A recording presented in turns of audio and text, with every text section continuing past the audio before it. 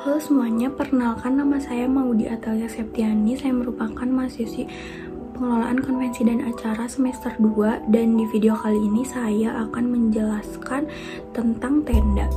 Langsung aja kita ke table of content dari apa yang akan saya jelaskan di video ini ke depannya. Yang pertama itu ada definisi tenda, yang kedua jenis-jenis tenda, yang ketiga gaya tenda, keempat aksesoris tenda, yang kelima teknologi tenda modern, yang keenam ada setup and consideration, dan yang terakhir yang ketujuh itu ada risk and safety. Langsung aja kita mulai ke definisi tenda. Nah, definisi tenda menurut Industrial Fabric Association International itu dia mendefinisikan tenda itu sebagai struktur sementara yang terdiri dari penutup yang terbuat dari kain yang lentur, kemudian ditopang oleh alat mekanis seperti tiang, rangka, logam, balok, tali, dan juga kabel. Nah, tenda itu sendiri bisa didefinisikan atau diumpamakan sebagai kanvas yang kosong, dimulai dengan dinding-dinding sampingnya, kemudian langit-langit, dan juga lantai polos. Nah, karena tenda ini merupakan kayak kanvas yang kosong, nah ini tuh memungkinkan para desainer untuk mengubahnya menjadi ruangan-ruangan yang unik dengan dekorasi dan juga pencahayaan. Bahkan tenda ini bisa ditambahin interior-interior yang lengkap di dalamnya, sehingga dia ini bisa digunakan seperti kantor ataupun restoran, gudang, bahkan tenda ini sendiri bisa digunakan sebagai venue juga. Nah, keuntungan utama dari tenda ini adalah dia bisa diperluas dan juga disusutkan atau diperkecil sesuai dengan yang kita mau. Jadi dia bisa di-customize dengan cepat, kemudian biayanya juga cenderung lebih murah daripada struktur yang permanen atau kayak bangunan-bangunan yang permanen gitu. Lanjut, kita akan menjelaskan tentang jenis-jenis tenda. Jenis tenda yang pertama itu ada tenda tiang. Nah, tenda tiang ini merupakan tenda yang dilengkapi dengan seperangkat tiang individual. Bisa dilihat di foto tersebut, dia ada tiangnya, kemudian disusun di bawah atap kain untuk menopang dan menentukan bentuk strukturnya. Nah, jadi si atap kainnya itu dia direntangkan di atas tiang gitu kan, kemudian diikat dengan tali atau kabel yang dipasang ke tanah dengan pasak atau kayak pemberat gitu, seperti yang bisa dilihat di foto. Dia ada talinya yang dipasang ke tanah di pinggir-pinggir tendanya itu. Nah, kemudian tenda jenis ini tuh merupakan tenda yang paling tradisional. Jadi sebelum ada tenda-tenda yang lain, tenda ini tuh udah ada duluan. Bahkan dia itu menjadi dasar industri tenda. Next, ke jenis tenda yang kedua adalah tenda rangka pipa. Nah, tenda rangka ini merupakan tenda kerangka dari aluminium, yang rangkanya itu dari aluminium atau pipa baja yang menopang atap kain dan membentuk strukturnya. Nah, kerangka-kerangka yang kokoh ini membuat tenda ini bisa berdiri sendiri tanpa ada penyangga tambahan. Jadi seperti yang bisa kita lihat di foto, di tenda ini tuh di tengah-tengahnya dia nggak ada tiang-tiang lagi, tiang-tiang penyangga lagi. Jadi benar-benar sih tiang penyangganya itu cuman ada di pinggir-pinggirnya. Nah, tenda jenis ini itu populer untuk acara-acara yang cenderung kecil karena mudah dipasang dan juga dibongkarnya. Nah, ukurannya itu bisa sangat kecil, mulai dari 3 meter kali 3 meter, dan juga tenda ini itu cocok untuk acara yang tidak membutuhkan banyak partisi atau kayak penyekat atau pemisah di dalamnya. Lanjut ke jenis yang ketiga, di sini ada tenda balok kotak atau clear span. Dan ini itu adalah jenis tenda dengan kerangka yang terbuat dari aluminium atau baja, sama kayak tenda rangka tadi. Nah, mirip dengan tenda kerangka pipa yang tadi, konstruksinya juga ini kuat, tapi tenda ini itu lebih cocok untuk acara yang besar atau yang penggunaannya itu jangka panjang, karena si kerangka balok kotaknya ini berukuran besar dan juga lebih berat. Jadi dia untuk pemasangannya itu memerlukan alat-alat berat, karena bagian-bagiannya itu sulit gitu kalau misalnya dipasang tanpa alat berat. Makanya tenda ini tuh lebih cocok untuk acara-acara yang bersifat tidak sementara, yang bersifat jangka panjang, dan juga acara-acara lebih besar. Kalau misalnya acara yang kecil itu kan cocoknya ke tenda yang sebelumnya. Jenis tenda yang keempat di sini tuh ada tenda tarik. Nah, tenda tarik ini merupakan tenda yang mirip sama tenda tiang yang tadi aku jelasin di awal, tapi tenda ini tuh lebih ngandelin atap kain yang dikencangkan untuk menjaga kekuatan dan bentuknya. Jadi tenda ini itu mirip sama tenda tiang, tapi tenda tarik itu atasnya cenderung lebih lancip seperti yang bisa kita lihat di foto yang udah aku cantumin di PPT aku. Di atasnya itu lebih lancip daripada tenda tiang. Dan karena kainnya itu menahan beban dan membentuk struktur, tenda ini itu membutuhkan lebih sedikit penyangga tradisional. Nah, kalau misalnya kita lihat juga di foto ini, si penyangga-penyangga yang di sampingnya tuh tenda tarik nggak sebanyak tenda tiang. Kalau misalnya tenda tiang yang di awal tadi tuh penyangganya di setiap sisinya itu dia lebih banyak daripada si tenda tarik ini. Tenda tarik ini juga punya desain yang modern dan biasanya itu memiliki bentuk yang melengkung dan juga lebih artistik bentuknya.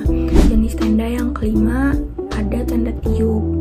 Nah, tenda tiup ini biasanya digunakan untuk berbagai keperluan seperti tenda biasa, tenda pada umumnya, tapi bedanya itu mereka membutuhkan aliran udara menggunakan kipas angin biasanya.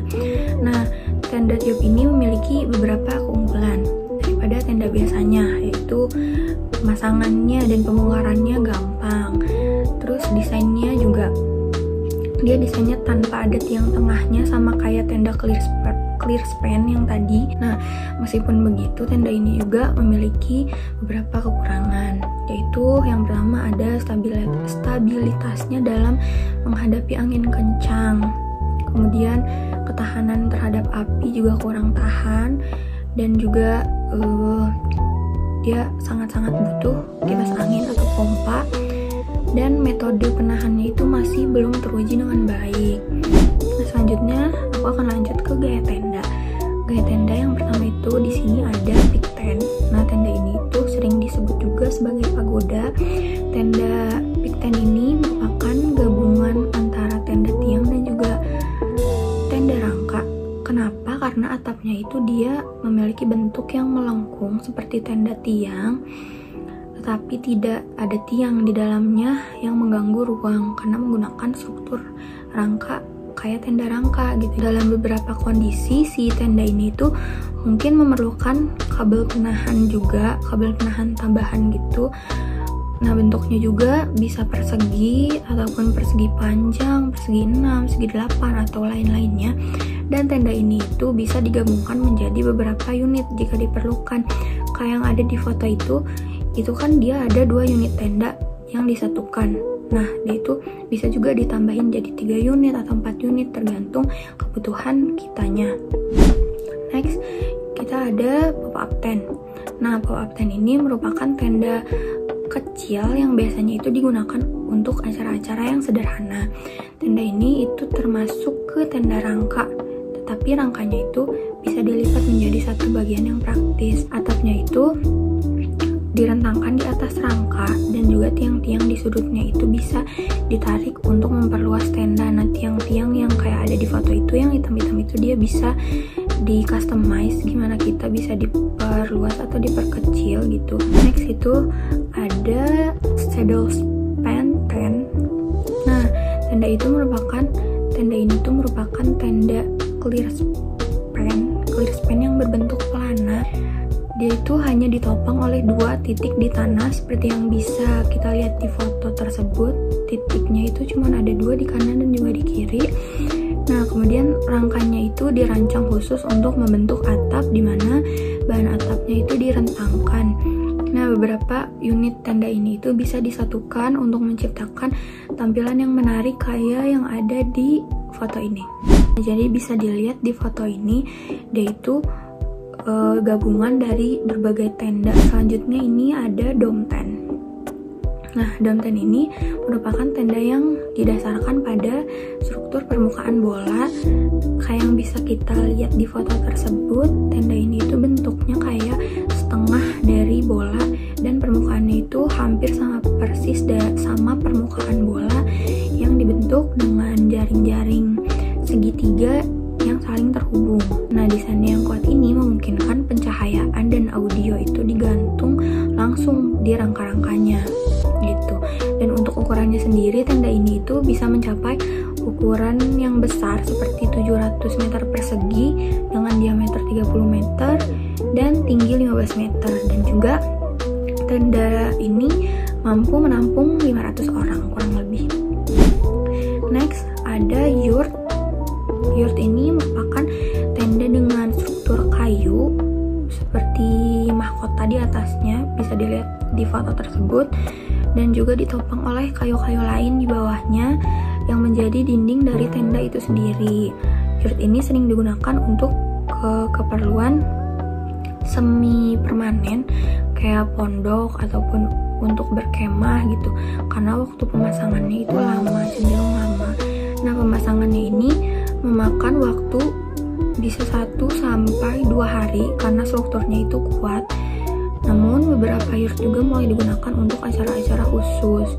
Yurt untuk acara biasanya itu berukuran kecil dengan diameter maksimal itu sekitar 10 meter dan juga dia mampu menampung kurang lebih 90 orang. TV ini dibangun menggunakan tiang-tiang kayu besar yang disusun secara vertikal membentuk lingkaran dan disatukan di bagian atasnya seperti yang bisa kita lihat di foto tersebut, dan dia itu membentuk kerucut. Nah, kebanyakan TV modern ini dilapisi dengan kanvas dan memiliki bagian bawah yang bisa diperluas. Untuk TV yang berukuran besar itu kapasitasnya dia bisa menampung kurang lebih hingga 50 orang. Selanjutnya ada aksesoris tenda. Untuk penutup tenda itu sendiri biasanya warna putih itu masih menjadi pilihan utama untuk atasan tenda. Tapi sekarang itu banyak warna dan garis-garis yang tersedia dalam berbagai ukuran tenda.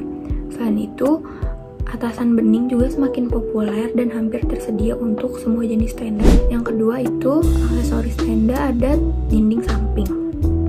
Nah, kebanyakan tenda itu memiliki dinding-dinding samping yang bisa dipasang kalau diperlukan. Misalnya buat cuaca-cuaca yang buruk gitu, dia pasti pasang dinding samping. Nah, dinding ini tuh bisa dibuat dari berbagai bahan seperti kain polos, dan kain polosnya ini bisa warna apa aja sebetulnya tergantung selera. Kemudian ada yang bahannya dari vinil bening kayak yang ada di foto ini. Kemudian ada juga yang bahannya dari PVC tebal. Aksesoris tenda yang selanjutnya itu ada talang air. Nah, kebanyakan tenda itu dilengkapi dengan sistem talang air yang bisa dipasang jika memang diperlukan, terutama untuk mencegah kerusakan akibat air hujan. Nah, talang air ini tersedia dalam 2 jenis. Ada yang terbuat dari vinil dan ada juga yang terbuat dari plastik keras dengan talang plastik yang lebih kokoh. Nah, sistem talang ini juga sangat berguna saat hujan deras karena dia itu bisa membantu mengalirkan air dari atap tenda ke tanah sehingga airnya itu tidak numpuk di atas tenda dan juga enggak ngerembes ke dalam tenda. Nah, aksesoris tenda yang keempat ada pintu. Pintu ini pada tenda bisa disesuaikan dengan desain tendanya atau dipilih sesuai kebutuhan penggunanya. Nah, ada 2 jenis pintu yang umum digunakan. Ada pintu tunggal dan juga pintu ganda. Beberapa pintu juga dilengkapi dengan perangkat keras seperti kunci atau engsel untuk keamanan tambahan. Jadi kayak emergency engsel gitu. Semua pintu tenda itu harus memenuhi standar keamanan yang berlaku. Misalnya, kalau misalnya tendanya itu menggunakan kaca, harus memakai kaca temper atau kaca yang lebih kuat dan juga aman. Next, aksesoris tenda yang selanjutnya itu ada pencahayaan. Nah, pencahayaan standar untuk tenda itu biasanya menggunakan lampu mangkok kayak yang ada di gambar yang di bawah ataupun lampu bola yang terbuat dari resin PVC. Kemudian hal penting lainnya yang harus diperhatikan itu adalah pencahayaan atau area sekitar tenda, karena tenda itu sering didirikan di lokasi yang kurang cahaya, terutama jika acaranya berlangsung malam.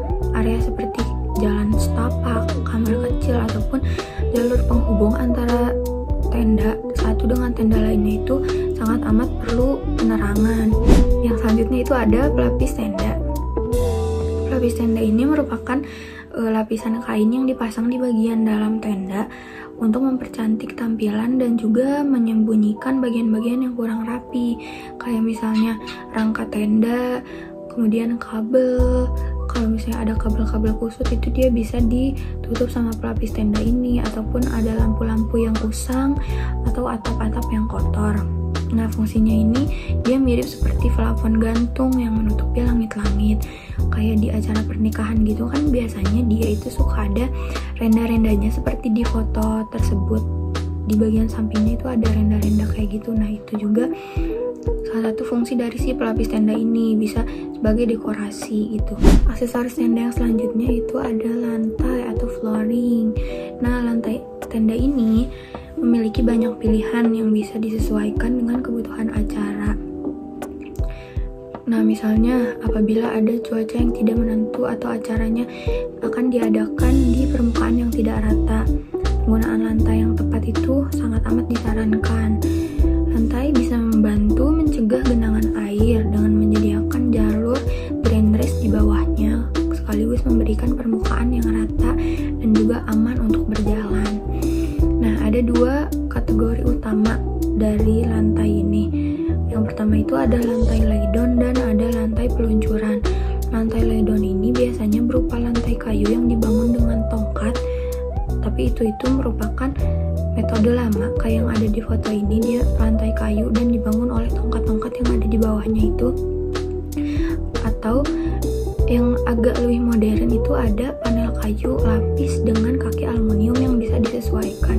Jadi si kaki ini itu bisa memungkinkan lantainya dipasang di tanah yang tidak rata, karena dia itu bisa disesuaikan dengan kondisi tanahnya. Nah, yang kedua itu ada lantai peluncuran. Sesuai dengan namanya ya, dia itu bisa langsung diluncurkan begitu saja. Biasanya ini itu berupa lantai plastik dalam bentuk gulungan. Nah, lantai ini bisa langsung digelar ke tanah sehingga lebih praktis karena tidak perlu menyambung panel satu persatu seperti lantai yang ada di foto ini. Yang terakhir juga ada lantai karpet. Nah, lantai karpet ini biasanya dipasang di atas lantai kayu ataupun lantai plastik. Karpet ini itu biasanya untuk memberikan tampilan yang lebih elegan dan juga rapi. Biasanya cocok untuk acara yang membutuhkan kesan-kesan yang lebih mewah. Selanjutnya ada pemanas, ventilasi, dan juga pendingin. Nah, kebutuhan pemanas atau pendingin untuk tenda itu tergantung pada beberapa faktor seperti ukuran tendanya, jumlah orang yang ada di dalamnya, ketahanan si kain tendanya, kemudian jumlah bukaan kayak misalnya pintu ataupun jendelanya, serta perbedaan suhu antara di dalam dan juga di luar tenda. Bahkan jumlah lampu yang ada di dalam tenda itu sangat amat mempengaruhi kebutuhan pemanas atau pendingin yang diperlukan. Selanjutnya ada teknologi tenda modern. Teknologi tenda modern yang pertama itu ada di materials. Nah, kain utama untuk tenda itu biasanya adalah polyester berlapis vinil, tapi sebagian kecil penggunaan itu masih menggunakan kanvas. Ada juga yang masih menggunakan kanvas. Nah, kain polyester yang lebih baru ini dia lebih tahan lama dan juga tahan terhadap pengaruh cuaca, termasuk kerusakan akibat air dan juga sinar matahari. Serta yang lebih baru ini kain bisa sudah dirancang tahan terhadap api itu. Nah, yang kedua itu ada ukuran. Nah, sebelum memutuskan untuk memilih tenda, langkah pertama adalah kita harus menentukan ukuran minimum tenda yang dibutuhkan. Nah, ukuran-ukuran ini tuh bisa disesuaikan dengan jenis acara yang akan diadakan. Beberapa panduan umum untuk membantu menghitung luas area yang diperlukan itu diantaranya adalah yang pertama, kalau kita mau ngadain stand up reception atau misalnya cocktail party, kita itu harus memberi jarak 0,5 meter persegi per orangnya. Ataupun yang kedua, misalnya kita mau bikin sit down dinner, kita itu harus memberi jarak 0,9 sampai 1,1 meter persegi per orangnya. Dan yang ketiga, misalnya nanti di acara tenda itu, di dalam tenda itu akan ada buffet table atau bar. Itu harus di jarak sekitar 9 meter persegi per long table-nya atau per barnya. Dan yang keempat itu ada auditorium. Nah, untuk auditorium itu sendiri dia harus berjarak 0,5 meter persegi per orangnya, ditambah lebar 1,2 sampai 1,8 meter untuk setiap lorong di auditoriumnya itu. Dan apabila mau ada dance floor ini harus memiliki gap tiap orangnya itu 0,2 sampai 0,3 meter persegi. Dan yang keenam itu ada speaker stage atau platform, itu harus ada 0,9 meter persegi per orangnya jaraknya itu. Dan yang terakhir, yang ketujuh itu ada bandstand. Apabila di acara kita itu di dalam tendanya akan ada bandstand, itu kita sebetulnya menyesuaikan dengan stage atau tendanya. Tips untuk di bagian sizing ini adalah kita harus menyediakan ruang seluas 6 meter per orang saat ingin menghitung ukuran tenda yang dibutuhkan, karena ini itu akan memberikan ruang bagi semua orang. Selanjutnya ada konfigurasi dan modularitas. Nah, banyak gaya-gaya tenda baru yang muncul di pasaran sekarang, kayak misalnya tipi, yurt, dan juga tenda tiup. Kemudian produsen tenda yang kreatif juga udah banyak menciptakan berbagai gaya dan juga ukuran yang memungkinkan si tenda-tenda ini itu bisa digabungkan. Seperti yang di awal udah dijelaskan tadi, kan ada gaya tenda big tent yang merupakan campuran atau hibrid dari tenda tiang dan juga tenda rangka. Sekarang tenda juga ada 2 dan 3 lantai, yang biasanya tenda 2 dan 3 lantai ini sering digunakan untuk acara olahraga besar ataupun pameran-pameran dagang. Nah, fitur tambahan seperti tangga internal dan juga tangga eksternal, kemudian ada teras, balkon, pagar kayu, dan juga sistem papan nama ini membuat tenda itu lebih fungsional. Selanjutnya ada grafik dan warna. Nah, tenda ini bisa diibaratkan seperti kanvas kosong yang dia itu udah siap untuk diisi sesuai dengan kebutuhan yang kita butuhkan, sehingga banyak perusahaan itu memanfaatkannya dengan memasang papan nama dari perusahaan mereka di sisi tenda ataupun di atap daripada tenda itu sendiri. Dan menurut Knight, grafik juga bisa dicetak langsung di kain tenda menggunakan printer digital berukuran besar. Nah, grafik ini tidak hanya ada di luar tenda, tapi juga dia ada di dalam tenda.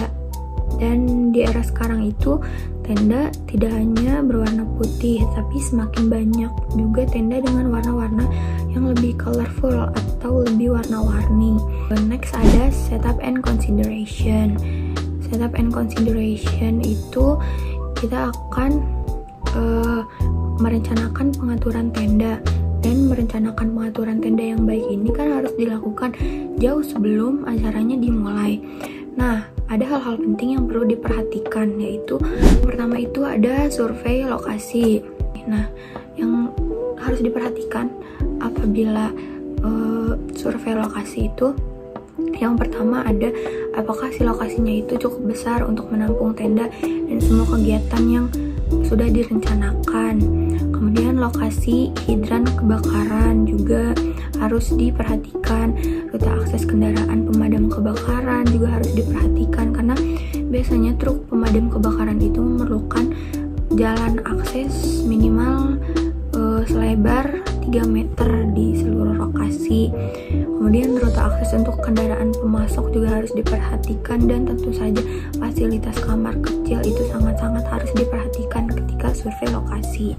Kemudian ada lokasi sementara dan orientasi tenda.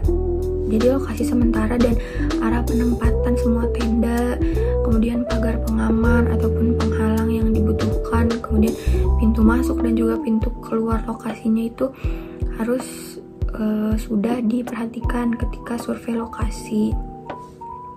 Kemudian ketika survei lokasi juga harus menguji tanah untuk menentukan jenis tiang pancang yang dibutuhkan.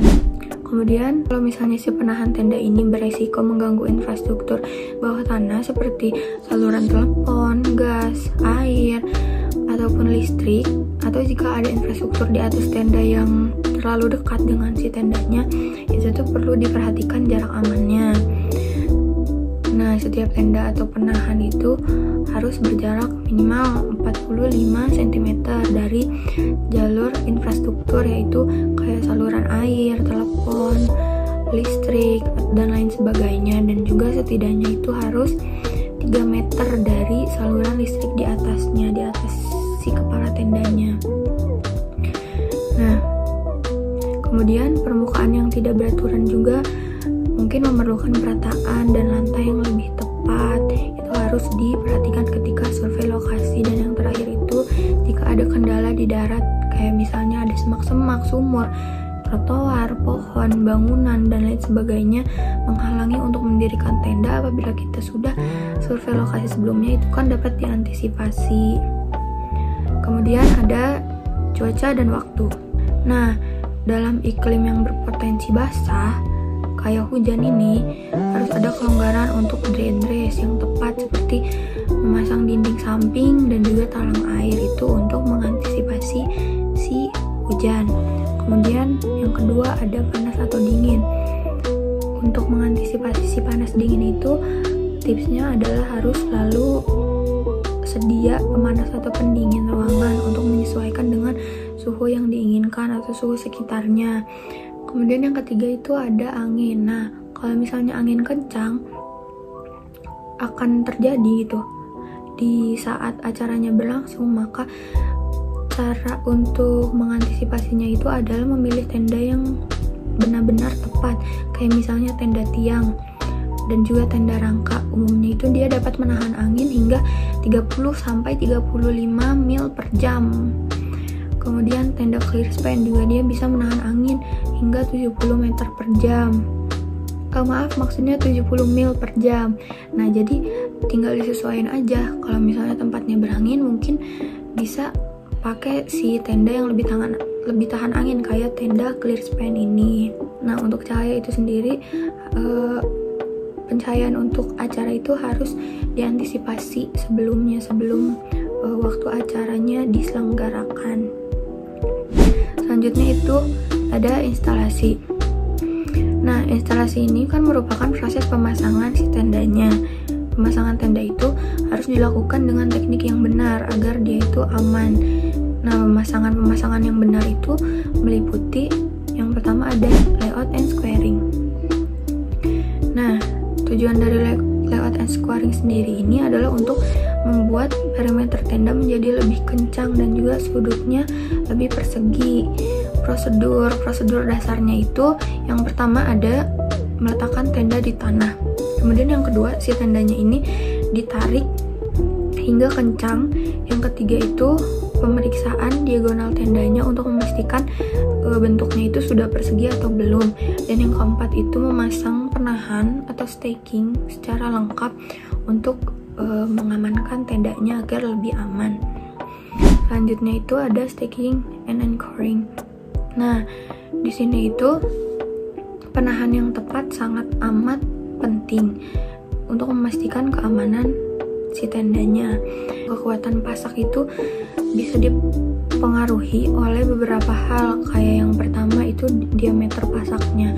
Semakin besar diameternya itu, maka dia semakin baik. Yang kedua yang harus diperhatikan itu ada desain pasaknya. Yang ketiga ada kedalaman pasaknya.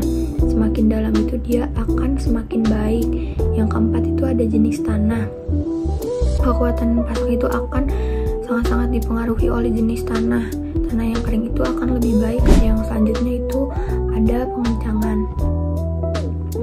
Nah, pengencangan ini dibagi menjadi dua. Ada yang untuk tenda besar dan juga untuk tenda kecil. Untuk tenda kecil itu biasanya para kru itu menggunakan tenaga manual atau tenaga otot mereka sendiri untuk mengangkat tiang dan juga rangka ke posisinya. Lalu mengencangkan tali penopang, lalu dikencangkan oleh tali penopang. Nah, namun untuk tenda yang besar itu kan mereka nggak mungkin pakai tenaga manual atau tenaga mereka sendiri. Maka dari itu biasanya untuk tenda besar itu menggunakan derek atau alat sejenisnya untuk mengangkat panel atau rangka tenda atau tiang ke tempatnya. Nah, yang terakhir itu ada risk and safety. Risk and safety yang pertama itu, poin yang pertama ada pemeriksaan sebelum penggunaan. Nah, untuk mengurangi resiko, sebagai langkah pertama itu melakukan pemeriksaan setelah tenda dipasang. Pemeriksaannya itu yang pertama ada harus memastikan semua tiang itu terpasang dengan aman. Yang kedua, memastikan semua tali pengikat itu sudah dikencangkan dengan benar. Yang ketiga, pastikan semua tiang itu diposisikan dengan benar dan diikat dengan aman. Yang keempat itu ada memastikan semua dinding samping itu sudah terpasang dengan benar. Dan yang terakhir itu kita harus segera menangani semua masalah keamanan yang ditemukan setelah tendanya dipasang sebelum acaranya dimulai. Kemudian selanjutnya ada izin pemasangan tenda. Kucik 2004 itu memberikan daftar periksa yang sangat baik untuk prosedur dan manajer acara yang sedang mencari izin untuk pemasangan tenda. Nah, beberapa di antaranya itu ada yang pertama, apakah ada bahan yang mudah terbakar dalam jarak 3 cm dari si tendanya. Kemudian apakah ada alat pemadam kebakaran dan apakah si alat pemadam kebakarannya itu terlihat jelas dan juga mudah untuk kita akses. Dan juga ada apakah pintu keluar ataupun lorong keluar itu tidak terhalang apapun untuk mempercepat jalur evakuasi apabila nantinya ada hal-hal yang tidak diinginkan. Dan juga masih ada 23 poin lainnya di izin pemasangan tenda ini. Selanjutnya ada tips dalam perizinan. Nah, tips dalam perizinan itu ketika kita membuat perizinan harus menjelaskan dalam kontrak siapa yang bertanggung jawab untuk mendapatkan setiap izin tertentu, dan juga mintalah salinan setiap izinan tersebut sebelum acara untuk mengantisipasi apabila ada hal yang tidak diinginkan seperti izin surat perizinannya itu hilang atau kenapa, itu jadinya bisa diantisipasi karena kita sudah punya salinannya gitu. Nah, selanjutnya ada peraturan dan standar keselamatan umum. Standar keamanan utama yang menjadi perhatian untuk tenda itu udah dibuat oleh National Fire Protection Association atau NFPA. Nah, NFPA yang pertama itu ada NFPA National Electric Code edisi 2014 yang di dalamnya itu dia menjelaskan tentang instalasi listrik yang ada di dalam tenda. Kemudian yang kedua ada NFPA Life Safety Code edisi 2015, yaitu di dalamnya menjelaskan tentang safety kayak misalnya jalan keluar orang dari tenda, kemudian aspek-aspek lainnya yang isinya tuh memang untuk keselamatan si penghuni yang ada di dalam tenda atau pengunjung-pengunjung di tenda gitu. Kemudian yang ketiga ada NFPA standar untuk tribun, tempat duduk lipat dan teleskopik, tenda dan struktur membran edisi 2011, yaitu di dalamnya udah mencakup konstruksi, lokasi, perlindungan dan juga pemeliharaan tenda. Dan yang keempat, yang terakhir itu ada NFPA metode standar uji api untuk perambatan api pada tekstil dan film edisi 2010. Seperti pada judulnya, di buku ini itu isinya menjelaskan tentang ketahanan dari material-material yang digunakan untuk tenda. Nah, mungkin segitu aja materi tentang tenda yang bisa aku kasih. Semoga materi kali ini itu bisa dimengerti oleh kalian semua yang menonton video ini dan dapat bermanfaat untuk menambah wawasan-wawasan kalian terkait tenda. Dan juga aku ingin mohon maaf apabila ada kekurangan atau banyak kekurangan di video ini. Sekian dan terima kasih.